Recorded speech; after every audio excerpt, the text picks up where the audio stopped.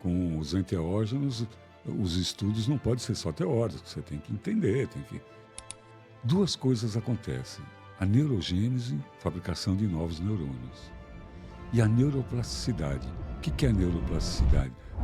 Como é que começou essa sua jornada nesse campo tão profundo aí entre ciência, espiritualidade, medicinas da floresta?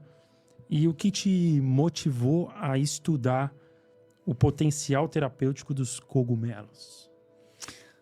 Então, essa história começou bem antes dos cogumelos, começou com a ayahuasca. Eu era um jovenzinho, um jovem psiquiatra, isso foi em 82, e assim, numa conversa com outros psiquiatras, a gente estava acampando numa praia, alguém falou da ayahuasca, que eu nunca tinha ouvido falar. E a conversa chegou assim, que de uma amiga dele, que era médica também, patologista no Acre. Caramba. E que tinha bebido um chá que era conhecido lá como cinema de índio. Cinema de índio? Caramba. Porque os indígenas tomavam e viviam muitas coisas e tudo. Mas o que me chamou a atenção no relato é que disse que chegou nessa primeira vez assim, com uma substância alucinógena, que é um termo banido hoje. Sim. E que se a pessoa chamasse e precisasse, ela levantava, dizia o nome e continuava fazendo as coisas. Aquilo eu achei muito estranho. Um alucinógeno que a pessoa não perdia a consciência e ficava... Enfim, me chamou a atenção. E aí, um mês depois, se é que deu isso, os algoritmos cósmicos trouxeram o tema dentro da minha casa. Caramba! Que era uma madrinha de casamento, do meu primeiro casamento, estava jantando em casa, e ela, já no fim da conversa, falou assim, eu estou participando de um centro espírita. Eu falei, centro espírita? Ela falou, mas é um centro espírita diferente. A gente bebe um chá e todo mundo vira médium.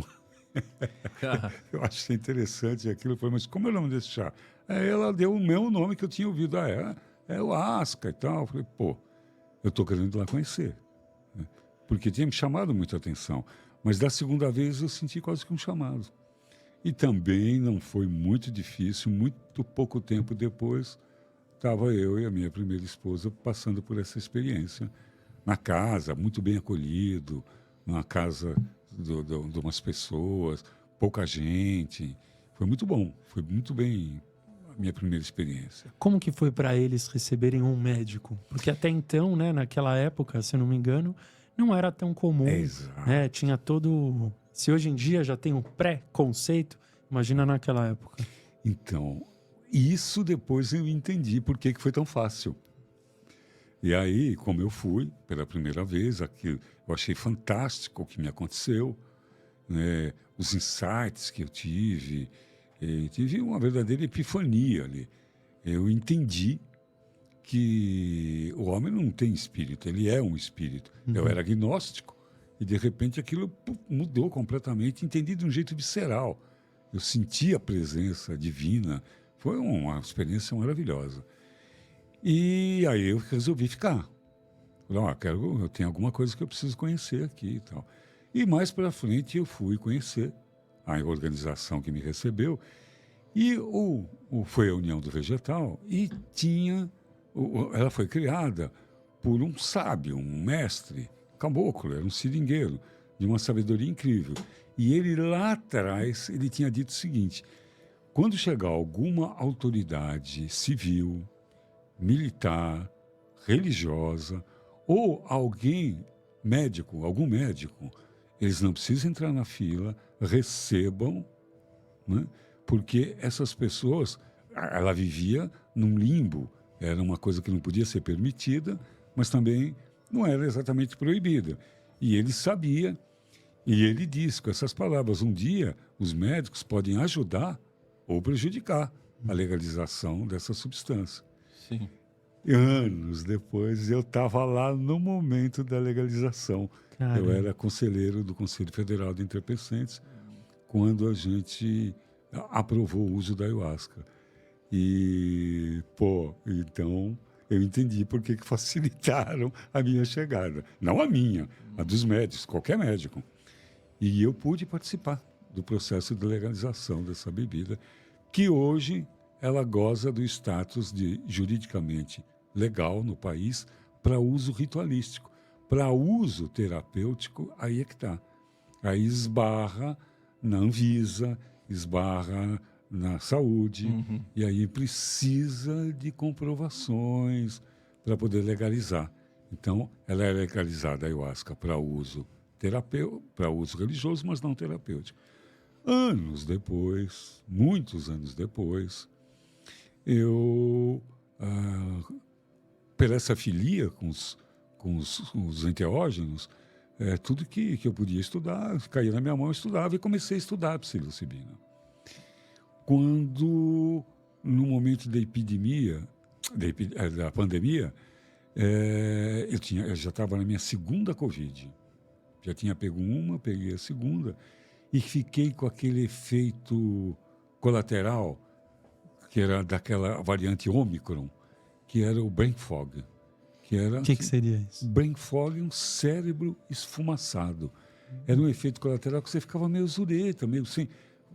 esquecia as coisas e ficava meio pastel. Assim. E eu tinha me divertido muito com a minha filha, que também é médica, e que tinha pego o brain fog. Eu ri muito dela, que ela é brilhante. E ela ficava meio esquecia as coisas, a gente ria muito, porque sabia que isso ia passar. E eu estava estudando isso e vi o uso de microdoses, uma pesquisa, trabalho feito, de uso de microdoses para tratar brain fog. Eu falei, já estava estudando há um tempo a psilocibina, eu falei, vou experimentar em mim. Foi o cobaia ali. Fui o cobaia de mim mesmo. Tem que ser. Com os enteógenos, os estudos não podem ser só teóricos, você tem que entender, mas era um tratamento como microdose, ou doses subpsicodélicas, que é para não ter nenhuma psicodelia e tratar como se fosse um medicamento de farmácia, porque ela tem uma molécula muito parecida com a molécula da serotonina. E todos os antidepressivos, quase todos, não todos, os mais clássicos, eles têm parecida essa molécula que tem a ver com a serotonina. Eles trabalham na via serotoninérgica. Então, essas substâncias começaram a ser estudadas para tratar essas doenças. Né? Mas tudo em pesquisa. E aí eu comecei a fazer esse ensaio clínico em mim mesmo. Nessa época, eu me lembro que eu trabalhava em 5 cidades diferentes todo mês, sendo que 3 eram no Amazonas, uma no litoral aqui de São Paulo e outra na capital. Isso todo mês. Nessa época eu fazia isso. E era uma época que estava todo mundo muito irritado da pandemia, as comissárias de bordo, as pessoas no aeroporto, tudo com máscara, era muito chato. Aquele isolamento, né? Aquele isolamento, as pessoas muito nervosas e tal. Aí eu comecei a usar a microdose, e aí quando eu percebi, eu estava alegre, feliz, esperto, sem o brain fog, sumiu, fazendo aquele monte de viagem, assim, sem me irritar, às vezes apartando briga em aeroporto. Mas eram cogumelos mesmo? Não. Como que é a microdose? Como que se toma ela? É o cogumelo, ele é desidratado, certo? Assim, e aí pesado, porque a gente tem todo um estudo de dose, porque a dose tem que ser subpsicodélica, ela não pode dar nenhum barato, que é para você ter uma vida funcional. Né? Esse é um tipo de uso. O outro tipo de uso é como se faz com a ayahuasca, que é a macrodose, que é um uso cerimonial. Teoricamente, é o seguinte, microdose, que o nome não é muito feliz, porque não é bem micro. Né? Micro a gente fala quando fala de LSD, aí são porções milesimais. Né? Então, o nome mais adequado é dose subpsicodélica, pelo menos eu acho. Então, ela vai de 100 a 500 miligramas. Então, isso é considerado microdose, dose subpsicodélica, que se usa para tratar como se fosse um medicamento, só que sem os efeitos colaterais. Sem os efeitos colaterais. Não tem efeito colateral. E a outra logística que ela apresenta é em doses maiores, macrodoses, que é onde mais tem pesquisas para pessoas. Por incrível que pareça.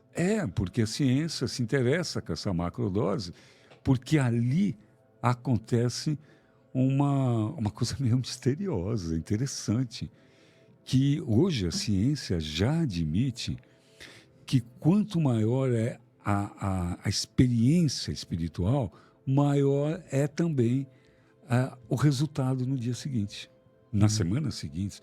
Quanto maior o nível de experiência espiritual, que elas não são induzidas, ela vem de dentro para fora.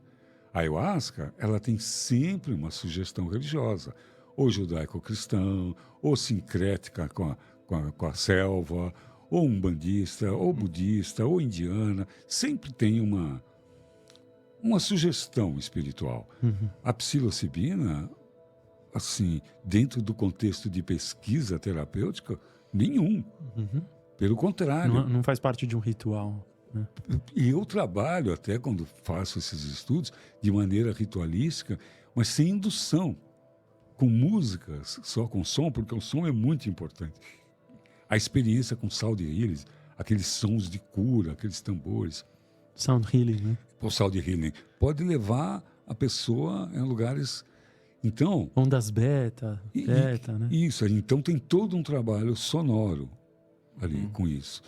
E uma experiência guiada como essa, a pessoa pode mudar a vida dela. E o que faz com que ela mude? O que acontece no cérebro para que isso aconteça, essa epifania? Duas coisas acontecem. A neurogênese, fabricação de novos neurônios. E a neuroplasticidade. O que é a neuroplasticidade?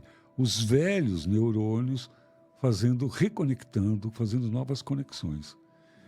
Então, no momento da psicodelia, estou falando da macrodose, não da microdose, há uma chuva de neuroplasticidade em que o cérebro começa a conversar com partes que normalmente ele não fala, dando, na prática, um novo olhar para o mundo, ou por uma dor, por um trauma, por um abandono. Ele pode ser guiado, orientado para ir buscar, que é para cura. Nós estamos falando de pesquisas para normatizar. E naquele momento em que ele vai naquele fato traumático, o cérebro dele tem uma outra percepção daquilo. E acontece uma coisa muito interessante. Nós temos uma estrutura no cérebro que é chamada de rede neural padrão. Essa rede neural padrão é hardware, é disco duro, faz cérebro, é neurônio. Ela é responsável pela nossa identidade. E dentro da construção da nossa identidade existe a relação com o outro. Então, essa estrutura regula a nossa relação com o outro, nossa vida em sociedade, o que vão pensar de mim. De repente, eu comi um sanduba lá que deu está dando uns gases aqui. O que me impede de eu deselegantemente, na maior cara de pau, dar um arroto aqui? Só Sim. A rede neural padrão. Entendi. Porque você fica com vergonha do que vão achar de você. Censura. O que vão achar de mim? Isso não é adequado. Então, ela é responsável pelo passado, pela noção do futuro e por essa noção do social que faz a construção da identidade. Pois bem, assim, se a gente for simplificar, a rede neural padrão é a casa do ego. Nossa, muito bom, hein? Quando vem a psicodelia, a rede neural padrão buga, cai, concomitante uma chuva de neuroplasticidade, colocando novas ideias, ao ponto da gente poder visitar algo muito dolorido e, de maneira amorosa, tranquila, poder ressignificar aquilo, de pegar um conflito. Um trabalho que eu li lá há muito tempo era a história de uma mulher abusada sexualmente durante muito tempo por alguém que ela confiava, um avô, um tio, não me lembro mais. E quando ela descobriu o que estava acontecendo, aí, nossa, culpa, o trauma, e a culpa, porque ela sentia prazer naquilo. Claro, Nossa. claro, era alguém que ela confiava no colo e que ficava fazendo carinho na genitália dela. Ela não tinha a menor noção de pecado, de que era errado, porque aquilo começou quando ela era muito criança. Bom, problema, trauma, vida sexual, zero. Aí foi fazer esse trabalho, por acaso, com psilocibina. É uma pesquisa americana, era uma paciente americana, chegou no fato raiz, na primeira vez que o vovô, sei lá eu quem, estava manipulando ela, mexendo nela, abusando dela no colo. Ela viu, ela intuiu, ela não tinha dado para isso, empaticamente, que aquele algoz, que aquele cara era também uma vítima. Que ele muito provavelmente estava replicando um comportamento que tinha sido feito com ele em tenra idade. Ela não tinha dado para isso. Bingo! Nem toda criança abusada vai se tornar um adulto abusador. Mas se você for ver na história de todo adulto abusador, tem muito provavelmente uma história, nem que esteja enclausurada no inconsciente, mas é muito comum ter um caso de abuso sexual. E ela empaticamente, amorosamente, ela perdoou o seu algoz.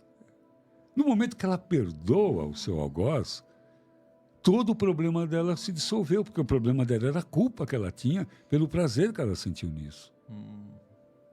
E, de uma hora para outra, crack, virou tudo e ela passou a ter uma vida sexual saudável, curou. Nossa. Então, como é que aconteceu isso? Caiu a rede neural padrão, a crítica, o desejo de vingança, o sofrimento, a noção de sofrimento que aquele cara tinha causado na vida dela, tudo aquilo se apagou, que tudo aquilo era do ego, brotou uma amorosidade.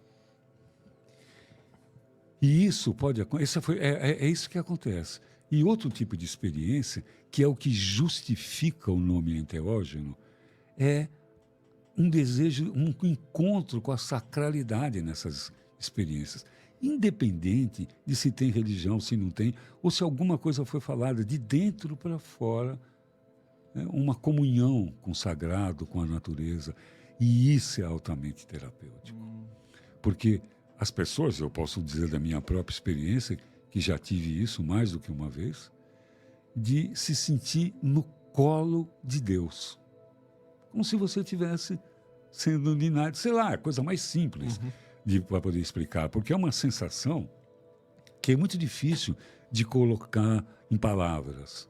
Aliás, tem uma máxima na psicodelia, que é quando uma pessoa quer contar para o outro uma experiência enteógena, não tem palavra que explica. É muito pessoal, né? Quando uma pessoa quer contar para um outro que já teve uma experiência com enteógeno, não precisa de palavra nenhuma. O outro já sabe o que é. Porque é uma coisa que transcende a organização dos 5 sentidos. A gente tem, por exemplo, uma coisa que chama sinestesia. O que é a sinestesia? Sinestesia é uma mistura dos sentidos, dos 5 sentidos. Você enxerga um som. Você sente um gosto de saudades. Sinestesia. Isso mistura os sentidos, né? E nesse contato com o sagrado, a gente se une, se dissolve o ego e a gente vira Deus.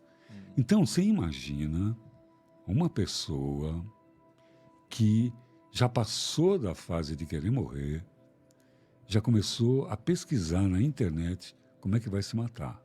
Porque não tem nada que livra. Já tentou vários medicamentos, já fez, desistiu.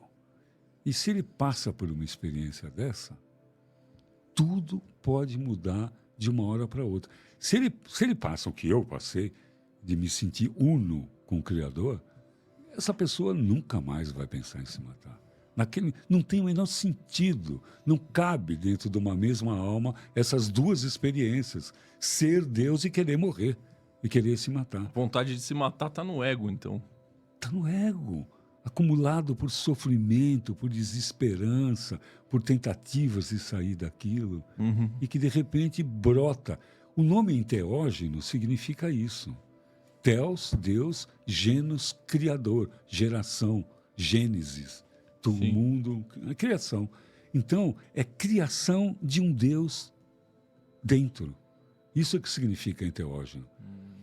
Esse termo foi cunhado em 1978 por um grupo de cientistas, e entre eles o que mais se notabilizou foi Gordon Wasson, que era um micologista, que não estudava macaco, estudava os fungos, né? Micologista, e em proposta de derrubar ou desacostumar com os termos que eram usados antes, que era usado, por exemplo, alucinógeno, gerador da alucinação. Então, hoje, o conhecimento científico sabe já que aquelas visões elas têm um conteúdo emocional, têm um conteúdo simbólico, têm um conteúdo espiritual e não tem nada a ver com alucinação. Então, aquele termo tinha que ser esquecido. E o primeiro termo, então, que foi criado pelo Hoffman, o Albert Hoffman, o cara que descobriu o LSD, ele se contaminou por acidente. E ele se imagina Sério? um cara tomar uma bela dose de ácido sem saber. E que, de repente, aquilo... Imagina. Imagina. Então, o primeiro nome que o Hoffman deu foi psicotomimético. Que é isso? Aquele que mimetiza uma psicose, que é igual ficar louco. Então, para substituir esses nomes, esse grupo de cientistas que vinham estudando os povos originários, porque isso é novo para a ciência nossa. Mas essas substâncias têm usos milenares. A própria psilocibina tem provas arqueológicas aqui, pelo menos a mais antiga que eu tive notícia, pode ser que tenha a mais antiga até, de 3.700 anos antes de Cristo, o uso cerimonial desses cogumelos.